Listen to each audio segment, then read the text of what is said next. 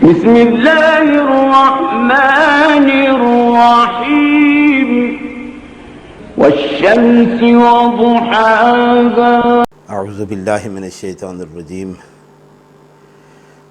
بسم اللہ الرحمن الرحیم الحمد للہ الواحد الاحد الفرد الصمد والصلاة والسلام علی مصدر الخیر واشرف بریتہ ابی القاسم المصطفیٰ محمد وعلی آلہ الطیبین الطاہرین المعصومین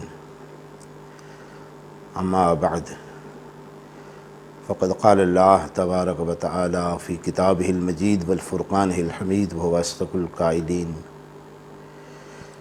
وقولہ الحق بسم اللہ الرحمن الرحیم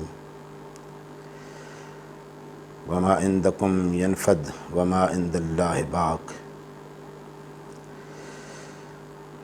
برادران عزیز، سورہ نحل کی آیت 96 ہے، جس میں خداوند عالم نے انسان کو دنیا کی بے ثباتی اور آخرت کے دائمی ہونے کی طرف متوجہ فرمایا ہے۔ ارشاد فرما رہا ہے کہ ما عندکم ینفد، جو کچھ بھی تمہارے پاس ہے وہ ختم ہو جانے والا ہے، وہ فنا ہو جانے والا ہے۔ اس دنیا کی ساری نعمتیں ایک دن ختم ہو جانے والی ہیں، فنا کے گھاٹ اتر جانے والی ہیں، حتیٰ کہ انسانی زندگی بھی ایک دن ختم ہو جانے والی ہے اور فنا ہو جانے والی ہے۔ وما عند اللہ باق، اور جو کچھ اللہ کے پاس ہے وہ ہمیشہ باقی رہنے والا ہے۔ یعنی اللہ عز و جل انسان کو اس چیز کی طرف متوجہ کرنا چاہتا ہے کہ دنیا سے اتنی لو نہ لگاؤ، دنیا سے اتنی محبت نہ کرو، اس کی ساری چیزیں خود تمہارے سمیت، تمہاری زندگی سمیت آخر مٹ جانے والی ہیں، محو ہو جانے والی ہیں اور ختم ہو جانے والی ہیں۔ اور جو کچھ آگے تم اللہ کے پاس بھیج دو گے، یعنی کوئی عمل صالح، کوئی نیک عمل، تو وہ ضائع ہونے والا نہیں ہے، وہ ختم ہونے والا نہیں ہے، وہ ہمیشہ باقی رہے گا۔ جناب سلیمان بن داؤد علیہ السلام کے متعلق ہے کہ ان کا تخت اورنگ سلیمان جس کا نام تھا، وہ ہوا میں پرواز کر رہا تھا اور بڑی جاہ و جلال کے ساتھ اور بڑی شان و شوکت کے ساتھ اپنے لشکر کے ساتھ وہ جا رہے تھے۔ ان کے تخت کے اوپر بھی لشکر آ جاتا تھا اور پھر پرندے اوپر تخت کے ساتھ ساتھ اپنے پروں کو پھیلائے ہوئے، سایہ کیے ہوئے پرواز کیا کرتے تھے۔ جنات بھی ان کے ساتھ ساتھ ہوتے تھے، انسان بھی ان کے ساتھ ساتھ ہوتے تھے۔ تو ایک جاہ و حشمت کے ساتھ اور بڑی شان و شوکت کے ساتھ تخت سلیمان بن داؤد علیہ السلام محو پرواز تھا، تو ہوا میں ظاہر ہے وہ پرواز کر رہے تھے، اور نیچے زمین پر ایک کسان اپنے کھیتوں میں پانی لگا رہا تھا۔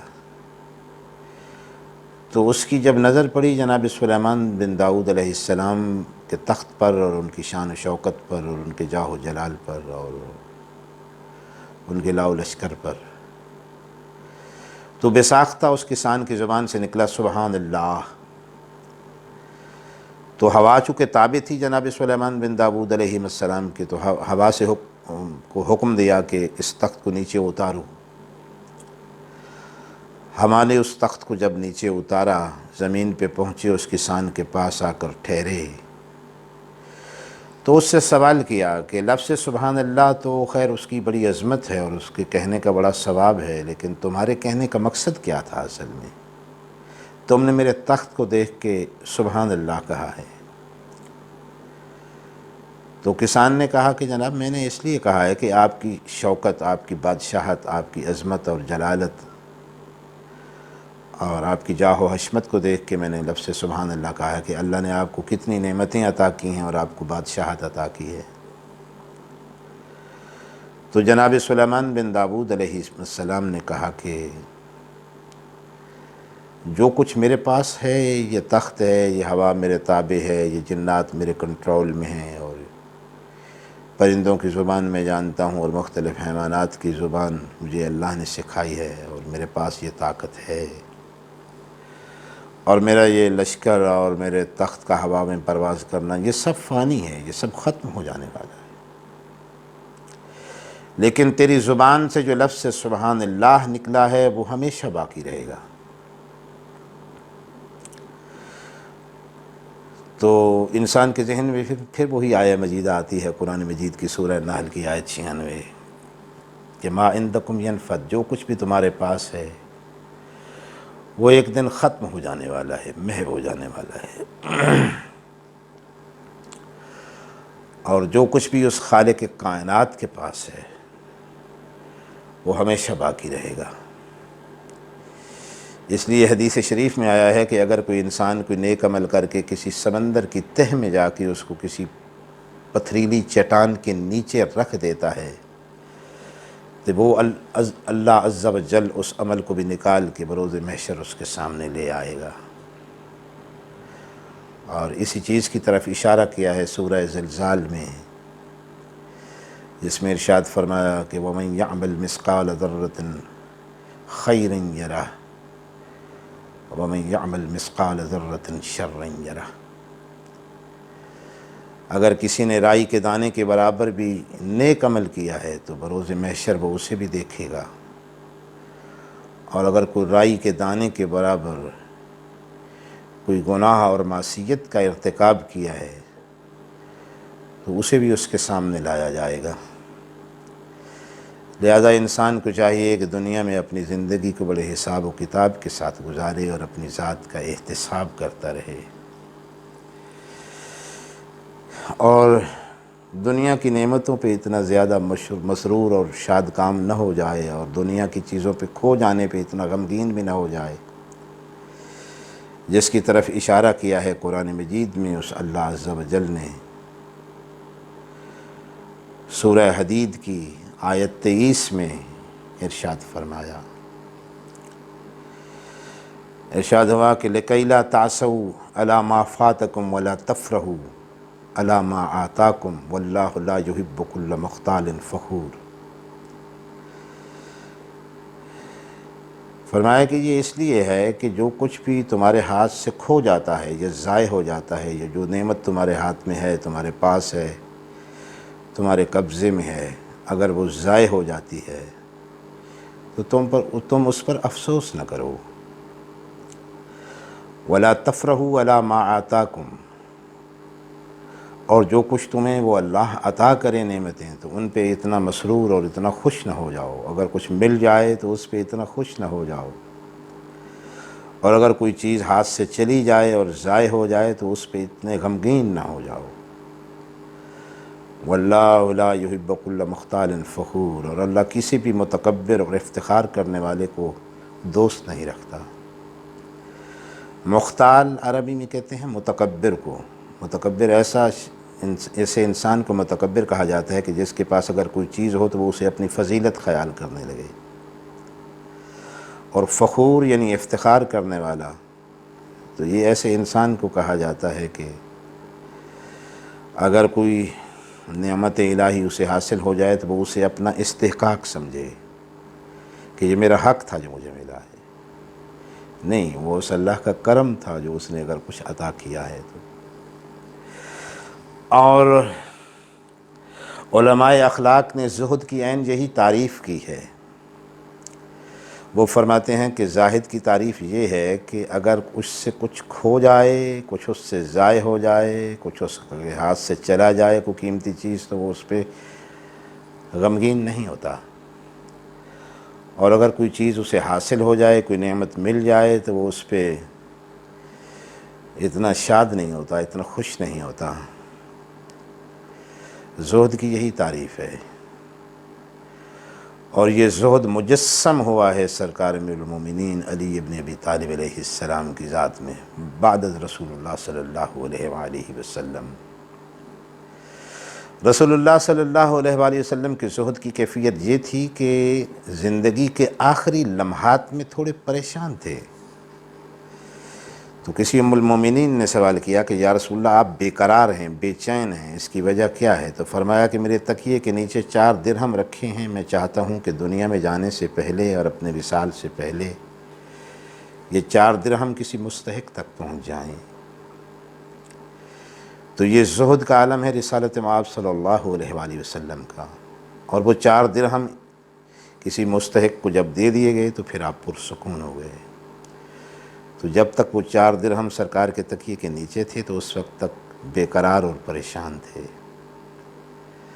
اور اسی زہد کی جھلک امیر المومنین علی ابن ابی طالب علیہ السلام میں نظر آتی ہے کہ جب ان کے پاس سے کوئی انسان ناراض ہو کہ کسی دوسرے ملک میں ایک بادشاہ کے پاس گیا تو اس نے پوچھا کہ کہاں سے آ رہے ہو؟ تو اس نے کہا کہ ایک دنیا کے بخیل ترین انسان کے پاس سے آ رہا ہوں، کنجوس انسان کے پاس سے آیا۔ اس نے کہا کس کی بات کر رہے ہو؟ کہا علی ابن ابی طالب کی بات کر رہا ہوں۔ تو اس نے کہا کہ تم جھوٹ بول رہے ہو، اللہ کی قسم علی ایسے نہیں ہیں۔ علی تو ایسے ہیں کہ اگر ان کے پاس 2 حجرے ہوں اور ایک حجرہ گھاس سے بھرا ہوا ہو اور دوسرا حجرہ سونے کے دیناروں سے بھرا ہوا ہو تو گھاس کے حجرے کو تقسیم کرنے سے پہلے علی وہ سونے کے دیناروں والے حجرے کو ختم کریں گے، وہ سارے دینار اللہ کی راہ میں پہلے دیں گے۔ علی تو اتنے کریم ہیں، علی تو اتنے سخی ہیں، لہذا تم جھوٹ بول رہے ہو۔ یہ امیر المومنین کا زہد ہے کہ کچھ بھی بچا کے نہیں رکھا، جو بھی ملا خدا کی راہ میں تقسیم کر دیا ہے۔ اور یہ زہد خداوند عالم کی طرف سے ایک بہت بڑی صفت ہے جو کسی انسان کو عطا ہوتی ہے۔ سکندر اعظم کے متعلق بھی ہے، جنہوں نے آدھی دنیا فتح کی۔ سکندر اعظم یونانی، اور صرف 30-32 سال کی عمر میں اس نے ساری آدھی دنیا فتح کر لی۔ تو آدھی دنیا فتح کر کے اس نے ایک مرتبہ اپنی فتوحات کے دوران جب وہ یونان گیا تو وہاں پہ اس نے اپنی فتوحات کا جشن منایا، اور سارے یونان کے لوگ سمٹ کے آئے اس کے دربار میں اور اسے مبارکباد دی۔ لیکن اس دور میں بھی ایک زاہد انسان تھے جن کا نام مورخین نے دیوجانس لکھا ہے۔ یہ حکیم بھی تھے، دانا بھی تھے، اور ایک زاہد انسان بھی تھے۔ تو وہ ان کو مبارکباد نہیں دینے آئے۔ تو سکندر نے پوچھا کہ دیوجانس ہمیں مبارکباد دینے نہیں آیا؟ یہ اتنے زاہد تھے اور اتنے حکیم تھے۔ ان کے متعلق ایک اور بھی مشہور واقعہ ہے کہ وہ بازار میں دن کے وقت، دن کے اجالے میں ہاتھ میں چراغ لیے پھر رہے تھے، تو لوگوں نے کہا کہ دیوجانس سورج نکلا ہوا ہے اور سورج سر پہ ہے، تو یہاں چراغ کی تو ضرورت نہیں ہے، آپ چراغ لے کے کیا ڈھونڈ رہے ہیں؟ کہا کہ میں اس بازار میں انسان ڈھونڈ رہا ہوں، یہ مجھے مل نہیں رہا ہے۔ میں نے کہا کہ سورج کی روشنی میں نہیں ملتا تو ہو سکتا ہے چراغ ساتھ لے جاؤں، تو چراغ ساتھ لے جانے سے مل جائے۔ یہ انہوں نے اشارہ کیا کہ انسانی صفات لوگوں میں کس قدر مفقود ہو گئی ہیں، جسے اصل میں انسان کہا جاتا ہے۔ آپ اسے ڈھونڈنے میں نکلیں تو بہت کم آپ کو دنیا میں نظر آئیں گے۔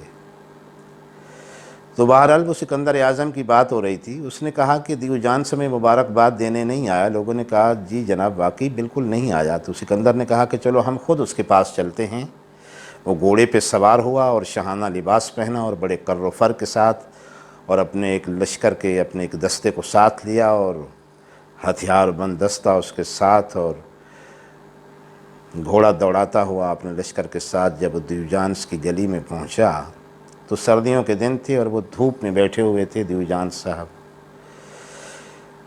تو سکندر قریب گیا، اس کے سامنے جا کے روکا اور اسے سلام کیا۔ دیوجانس نے سلام کا جواب دیا۔ تو سکندر نے کہا کہ یہ سارے یونان کے لوگ میری فتوحات پہ مجھے مبارکباد دینے آئے ہیں، تو مبارکباد دینے کیوں نہیں آیا؟ کہا کہ میری نظر میں تو نے کچھ ایسا حاصل نہیں کیا ہے جس کے اوپر تجھے مبارکباد دی جائے۔ اس نے کہا کہ میں اتنی فتوحات میں کر چکا ہوں، اتنے ملکوں کو میں نے فتح کر لیا ہے، تیری نظر میں یہ کچھ بھی نہیں ہے؟ اس نے کہا نہیں، میری نظر میں تو یہ کچھ نہیں ہے، ایسا کوئی قابل ذکر بات نہیں ہے کہ جس پہ آپ کو مبارکباد دی جائے۔ کتنے دنوں تک یہ دنیا اور یہ حاکمیت اور یہ سلطنت آپ کے پاس رہ جائے گی؟ تھوڑے عرصے کے بعد آپ کو اس دنیا کو چھوڑ کے چلے جانا ہے۔ تو بہرحال سکندر نے کہا کہ اچھا ٹھیک ہے، ہم نے اتنی فتوحات کی ہیں اور آج ہم خوش ہیں، تو ہم چاہتے ہیں کہ تم ہم سے کچھ مانگو۔ مانگو، کیا مانگتے ہو، کیا چاہیے تمہیں؟ تو سکندر چونکہ اس کے سامنے جا کے رکا تھا اور سردیوں کے دن تھے، وہ بیچارہ دھوپ تاپ رہا تھا، تو سکندر کا گھوڑے کا سایہ اور سکندر کا سایہ اس کے اوپر پڑ رہا تھا، اور وہ اس کی دھوپ جو تھی وہ رک گئی تھی۔ تو اس نے سکندر کی طرف نگاہیں اٹھا کے دیکھا اور کہا کہ آپ نے کہا کہ کچھ مانگو، تو پھر آپ سے مانگ لوں۔ کہا ہاں مانگو۔ اب آپ سے یہی مانگتا ہوں کہ آپ تھوڑا اپنے گھوڑے کو لے کے تھوڑا ایک طرف ہو جائیں، تاکہ آپ کے گھوڑے نے اور آپ کے سائے نے میری دھوپ کو روک لیا ہے، تو مہربانی کریں تھوڑا ایک طرف ہو جائیں، بس میں آپ سے یہی مانگتا ہوں، اس کے علاوہ اور کچھ نہیں مانگتا۔ تو عزیزان گرامی، اسی کو کہتے ہیں زہد۔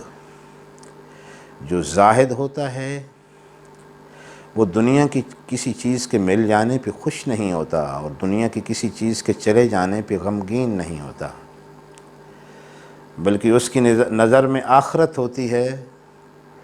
اس کی نظر میں یہ ہوتا ہے کہ میں نے آخرت کے بینک میں کیا جمع کرایا ہے، کون سی نیکی ہے، کون سا حسنہ ہے جو میں نے بارگاہ رب العزت اس خالق کائنات کے بینک میں جمع کرایا ہے، جو آخرت میں جا کے وصول کر سکوں۔